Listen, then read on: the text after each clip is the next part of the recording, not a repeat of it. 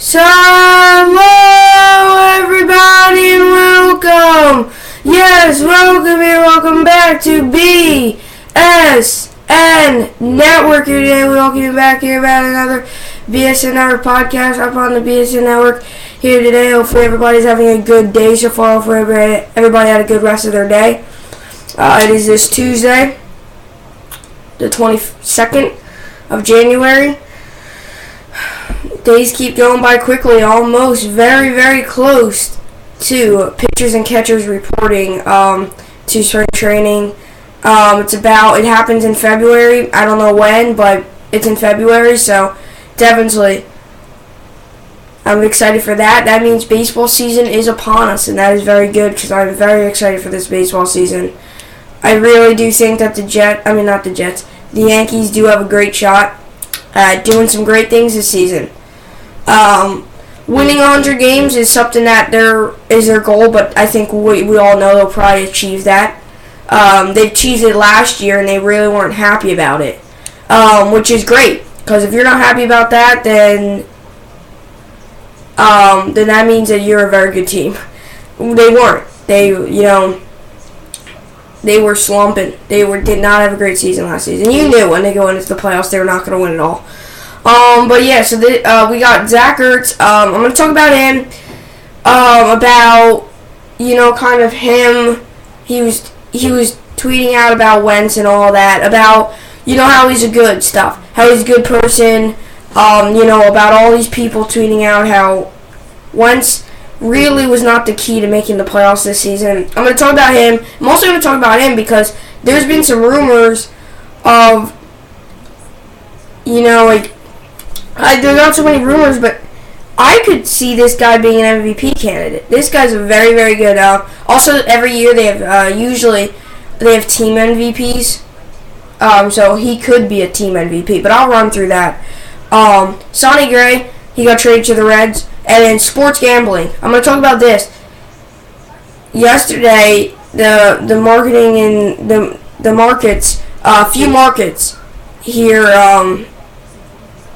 in the sports gambling world, a few markets in a couple of different states. I'm not too sure, but whatever people, if people lost money on the Saints game, they're letting them get their money back because of that blown call which I don't think is right. I think it's stupid because you can never ever blame the game on the refs. Okay, you can't. I hate when people do that. I just don't like it. Now, yes, I know it was a bad call. It's horrendous. But you can't. Right? They could have scored any other drive. They didn't have to throw to him. They could have threw to a different guy. They could have scored a touchdown on the play before that. Whatever the case may be. So anyway, so let's get into it. So, Philadelphia Eagles, Zach Ertz, he's coming out of, he's at Stanford, he's in his 6th season. Okay, he's a young guy, he's only 28 years old, so he's pretty young. He has been in the league, though, for 6 seasons, that's pretty solid. Came into the league as a youngster, 22, which is obviously kind of the average age, 22, 23. Sometimes you see some 24. Very rare you see a 25-year-old come into the league, but that's only if sometimes they're either a walk-on, they didn't get drafted, they went to go play with another league, like the Canadian Football League or something like that, and then they, came back up and try to walk on again, but that's very rare. So mostly around the average age. He's a good player. I mean, I can't stress that enough. He's a great player. I had him on my fantasy team. He was good. This season had 116 receptions. That is very good. Very, very good. I'm pretty sure he broke the Eagles record for receptions in a season. 116? Some guys are only getting 116. I mean, some guys are only getting 116 targets. Not catching them all. Yeah, so this guy got a ton of targets. And this is the rumors today that are coming out about did Carson Wentz over target Zach Ertz? Well, over targets out Hurts? I don't know. Okay, I don't know. Now, here's the whole thing. I don't think he did. I don't think he over-targeted him. Because if he over-targeted him, here's the whole thing with over-targeting. Okay, there's been a lot of this over the past few seasons. Did Tom Brady ever over-target Gronk? Did Roethlisberger ever over-target Antonio Brown? There's a lot of that, right? When the first season of Beckham's career, did Eli over-target Beckham? That was something that wasn't a rumor, but I brought that out. Beckham had a lot of receptions, and I feel like a lot of other receivers didn't get much respect. There's a lot of things. But I really don't feel like he over-targeted him. Because, the other receivers on the team are good, but you knew Zach Ertz was the core piece of that team. You took him out, would you really be in the divisional round against the New Orleans Saints? Or would you maybe lose in the wild card? Now, let me tell you, his end of the season was not the greatest. He struggled toward the end of the season. I'm gonna say it. I had him on my fantasy team. He fell apart. I don't know what happened, but he fell apart. He was great at the beginning of the season. My whole fantasy team fell apart. I had Jared Goff in, and then he started to do bad the final few weeks of the season, and I ended up losing, and that's why I don't have the trophy. But anyway, so I don't think he over-targeted him. Let's look at his stats. 116 receptions, 1,163 yards, 10 yards was his average. We'll talk about that. 8 touchdowns, 10 yards. Some receivers aren't even gaining that. This means that he's a deep ball threat. He can be used 20 yards. Usually, if you can be thrown to by 10 yards, that usually means you can be thrown to 20 yards. Not a lot of tight ends can be thrown 50 yards downfield. Nah, that's a little obnoxious. He's got speed. Okay, he's got speed. He can run. He can catch. He can make big plays. Zach Ertz was not over-targeted at all. Okay, Carson Wentz gave him the ball because he could trust him. He gave him the ball because he could trust him. That means he's averaging 10 yards a catch. You give him the ball, he's pretty much what the stats are saying, he's averaging a first down. Would you rather that, or you're going to get a first down in 3 plays? By doing 2 run plays or doing a run play and 2 throws. I'd rather get it in 1 big play. Now, of course, end of the game, and he's still good. He doesn't always go for those big plays. I've seen him do little mesh routes where he'll go up and run across. They give him the ball. He's quick. He's one of the quicker tight ends in the league. Let's just say this is the defender, even though this is a quarterback lamp, but let's just say this is the defender. He could just run right around him, and he dives in, and he's a great player. He's quick. That Miami Dolphins miracle probably would have been a different play if Ertz was on the Patriots. Because Rob Gronkowski isn't the quickest guy, and Rob Gronkowski tried to dive for it. He couldn't get there in time. He dove, but he came nowhere close. Ertz was on that team, he probably would have got him. He might have. I don't know if he would have got him. He definitely would have tripped him up. And then there was, I think it was Devin McCourty who was back, or somebody, or no, it was that number 27 dude, that guy that got the penalty. I forget his name. I don't know, but yeah. So anyway, so that's what I think. Now I kind of answer your question, or if you have a question on this, I think I answered it pretty well. Do I think that Zach Ertz was over-targeted? Heck no. 116 receptions is good, but you gotta give the guy some credit. Now all of a sudden people are like, oh, he's over-targeted. Give him some credit. He got 116 receptions this season.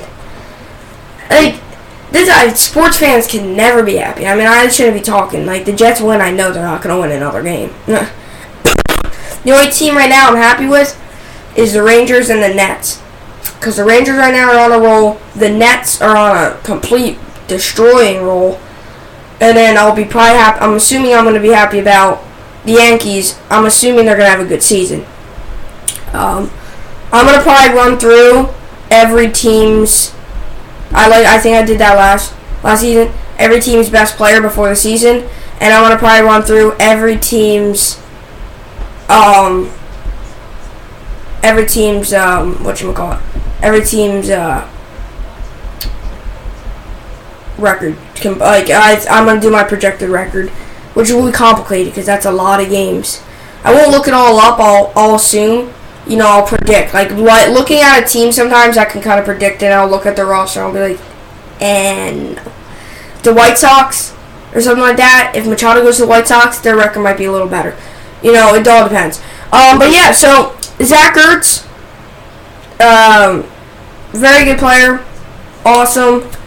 But do I think I'm gonna say it again? I know you guys are probably annoying. I think I'm annoying, but I do not think he was over targeted, and I strongly think that. I don't think he was.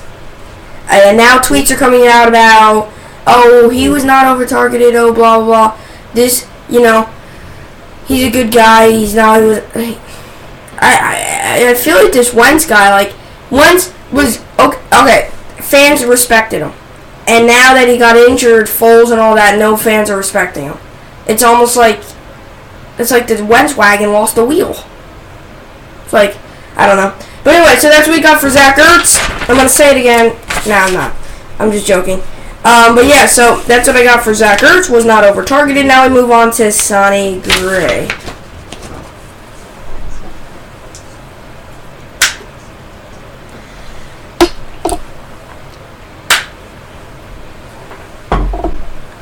Alright, so we got Sonny Gray here. If you all know, Sonny Gray was an old pitcher for the Yankees. I'm glad he is not on the Yankees. I'm not a big fan of him. He's a good pitcher. Couldn't stand he couldn't really stand the New York media and do all that. So Sonny Gray is with the he's with the Cincinnati Reds. If you don't know that, he's still going to be number 55 there. Okay, so he's with the Cincinnati Reds.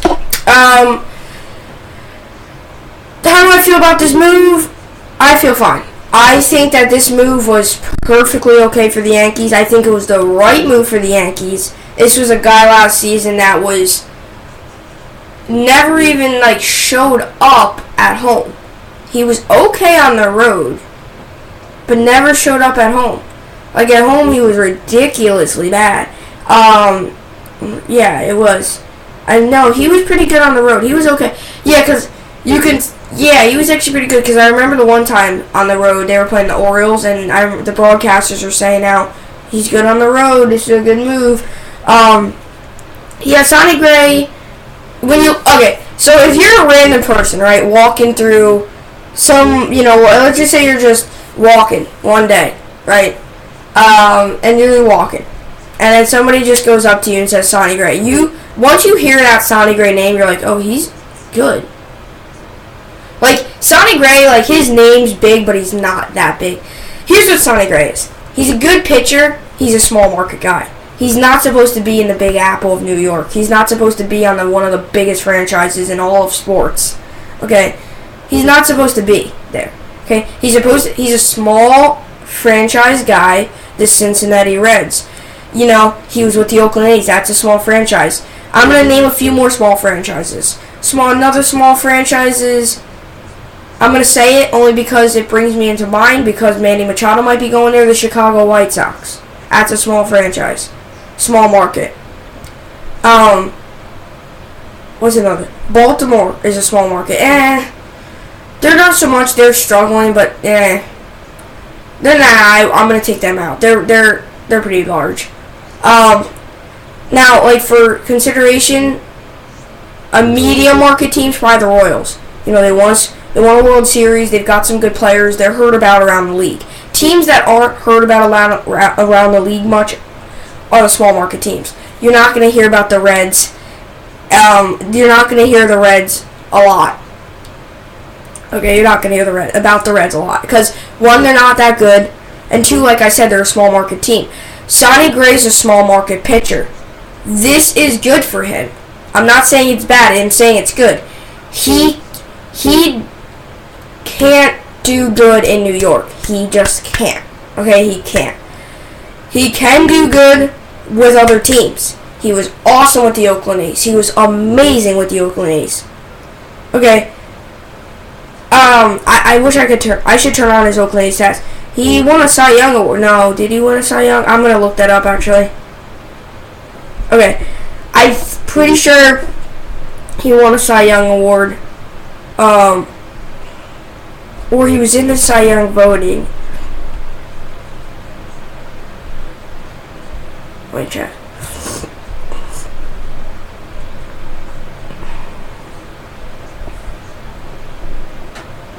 Oh, never mind. He was an All-Star in 2015, which is when he was with the Athletics. Why did I think he won a Cy Young? It's so weird. I don't know. But anyway, so back to this. So Sonny Gray, yes, he's a small market team. That's where I was. It was a small market team. This is Reds team's a small market team. Although the Reds are taking the right step in, they're taking a right step in their direction. They were very good last season with their new manager. That they fired the other one, and you saw a huge. They did drop Billy Hamilton, which was a which was a little kind of like,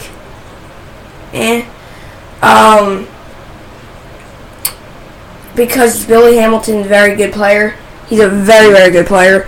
But other than that, this Reds team's taking a step in the right direction. They know that they're going to be rebuilding. They still have Joey Votto. He's there till 2024, I'm pretty sure, something like that. He's going to be there for a long time. He made a big contract. I feel bad for the guy. I mean, and only so much. I mean, some of these players, like, he's a player. He's a good representation of doing it for the money. That's what he's doing it. He's good, but you wouldn't want to stay on a team for that long. That's that bad. Because what would you rather be on? A winning franchise or get more money? You're still getting money. I would rather be on a franchise. Because if you're on a winning franchise and you're good, they might sign you more. Even if they don't give you much money, you're still going to be making a good amount of money. Hey, as long as you have money for a house and a car. And to pay your bills. That's all I can say. So anyway. So yeah, Sonny Gray, number 55. He's going to keep that number. Right? Yeah, he's just 55 with the Yankees. He's 29 years old. He's young. He's only 5'10". Not that big. 2018 stats. He had 30 games. 11-9 was his win-loss record. 4.90 was his AR. I mean ERA. Innings pitch was his 130.1. And then strikeouts was 123. That's funny. 1, 2, 3. And then WHIP was 1.50. So his stats, that EAR really jumps out at me, and that EAR is really ERA, not EAR. It's ERA. Why am I saying EAR? Why? I'm saying ERA. Okay, his ERA is really jumping out at me. That's 4.90. That's like bulging. Like, that is not good. That's almost 5. He's almost averaging earned run average. He's almost averaging giving up 5 runs a game. That is not good. Okay, I'm fine with people going with the low 3s, and that's still even a lot. You have to be a low 3 pitcher if you want to be on a good offense. Because if you're a low 3 pitcher, you're fine. If you're on like the Yankees and you're a low 3 pitch and you're like a 350 ERA guy, you're fine. If you're on the Mets last season had a horrible offense. If you're on the Mets and you're averaging 4 runs a game, and this pitcher's averaging 4 runs a game, you would get blown. You would look like a fish out of water. So ERA is not good. MLB career stats: 155 games, 59-52 is win-loss. ERA is 3.66. Innings pitched is 900.2. Strikeouts is 789. And then you got the WHIP at 1.25. So his nickname, I had to put that in there. They had to put that in there. His nickname's Pickles. They call him Pickles. But pretty sure, I don't know who. I think that might have been from the A's. I don't know. But yeah, so Sonny Gray to the Reds. Not gonna be a small market team, but this is the better place for him because he cannot be in a big market like a New York Yankees baseball organization. I said that before. The New York Yankees are one of the biggest organizations in sports. They're only behind probably it showed it. The New England Patriots are up there. FC Barcelona soccer team is up there. I don't watch them. I think Leonardo or Messi, whoever his name is, on there. I don't follow soccer. And then the Dallas Cowboys I think are the most, just because that star is so that star is just bulging. You see a star, wow, Cowboys. So anyway, so that's what we got for Sonny Gray. So do I think this is a good move? Yes, I think Sonny Gray is a good pitcher outside of New York. You go into a team outside of New York, he's a perfectly fine guy. He looks like he never even played with the Yankees.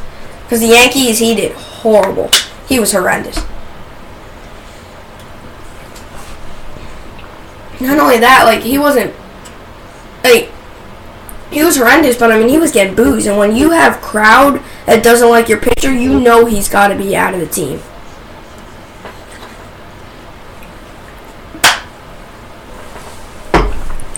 I've never had it before, but I wonder how it feels to get booed. I really do. That's gotta stink. I always feel bad for the guys that get booed. Especially if they get booed in a way, if they, I don't know. They get booed if they, I don't know. Giancarlo Stanton was getting booed. But anyway. So that's what we got. Now we move on to the sports gambling.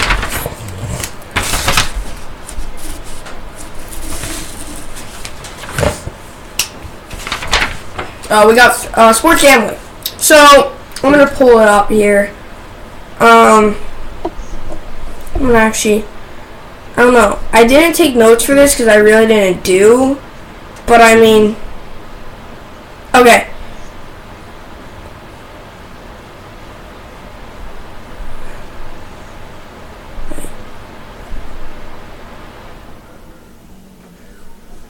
Alright, so okay, I got it. I just looked up sports gambling, and I don't know really what came up. I'm just going to do this.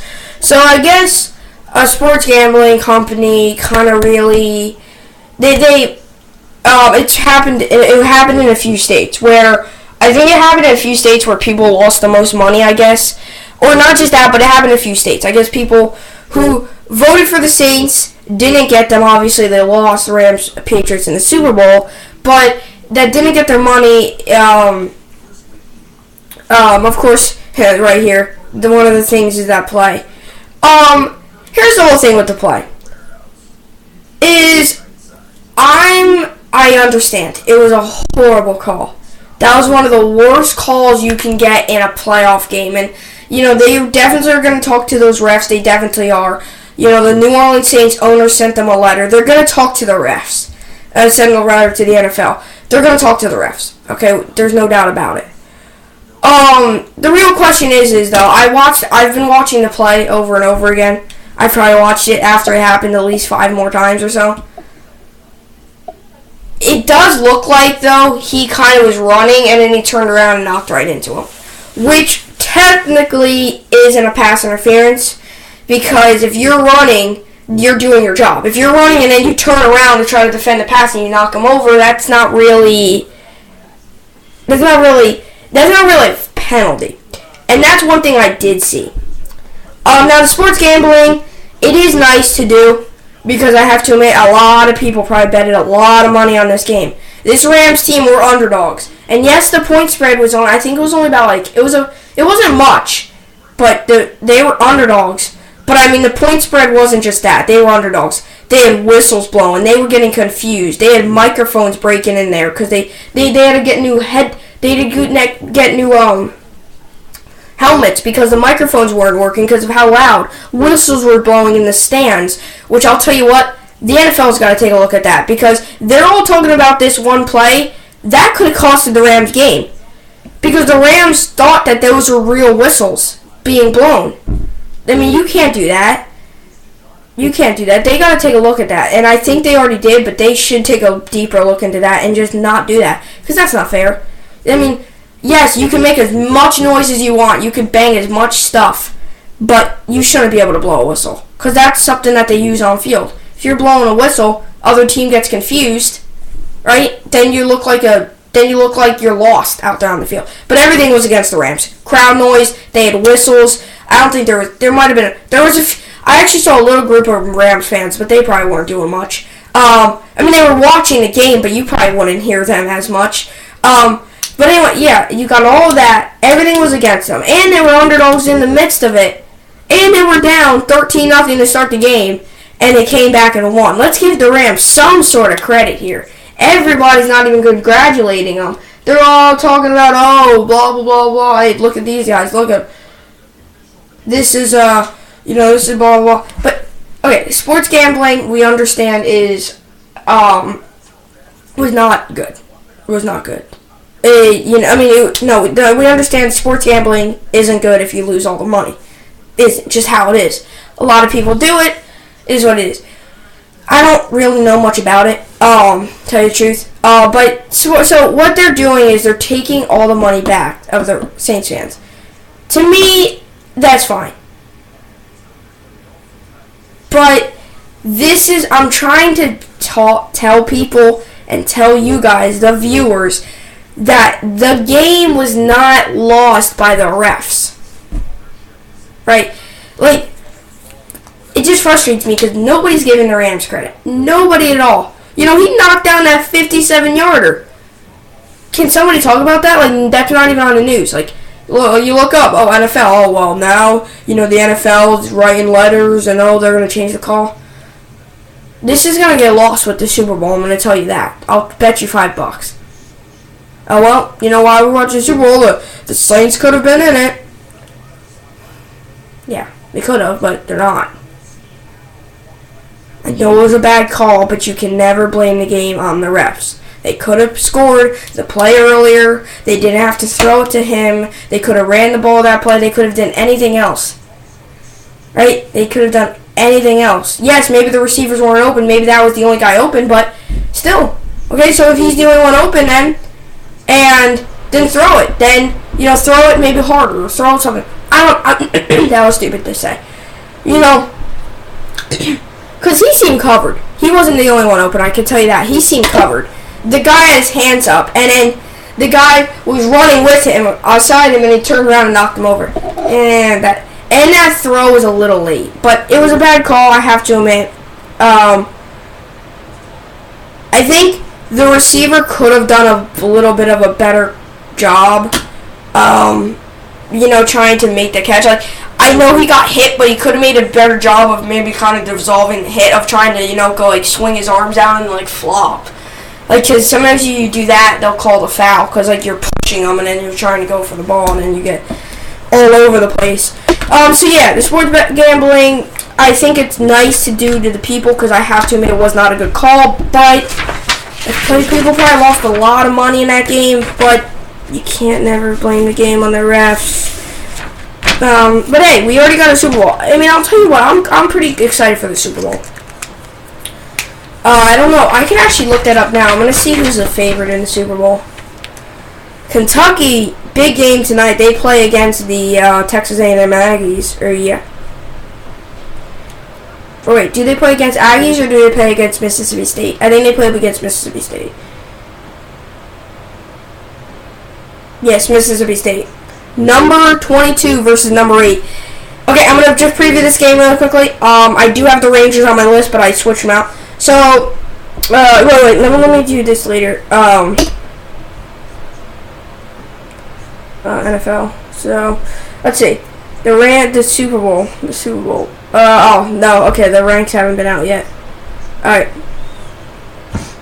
New Orleans was 3-point favorites. KC was 3-point favorites, but Rams, I feel like, were more than that. Like, I feel like the Rams had everything against them. So did the Patriots, but they didn't have whistles blowing in the crowd. That crowd was loud, but, the Rams also are young. They're not as experienced. So anyway, let's move on to Nets, Rangers.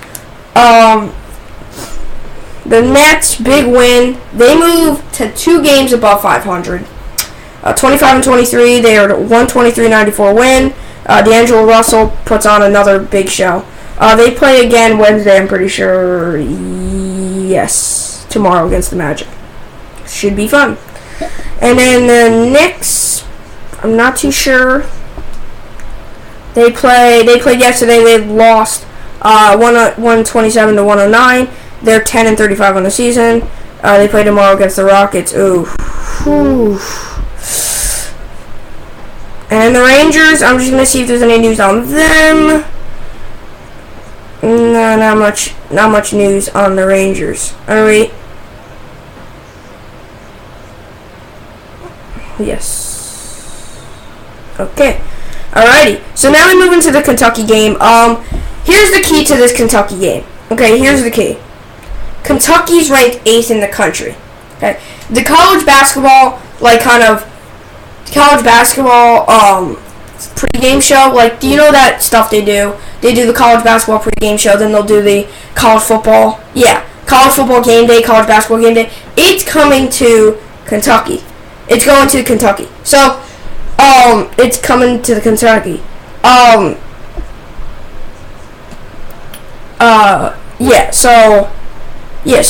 it's coming to Kentucky, and it was last week. The